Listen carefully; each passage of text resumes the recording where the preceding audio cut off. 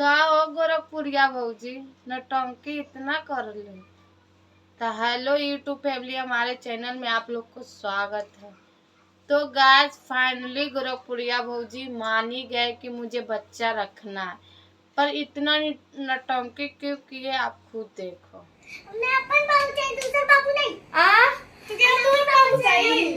अरे तोके तोर बाबू चाहिए तो तोर जब बियाह हो तब ना बाबू आई। मारो मत, चोट लग रहा है बेटा, दुख रहा है, पेट उल्टी कर रहा है ना।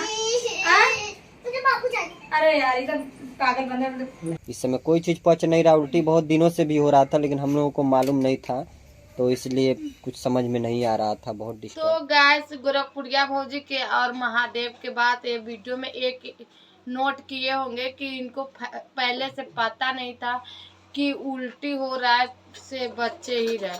तो लेडीज को जब डेट 1 महीना ही रुक जाते तो लेडीज को पता चल जाता है कि हम माँ बनने वाले, क्योंकि हम भी माँ बनने वाले, मुझे पूरे पता है।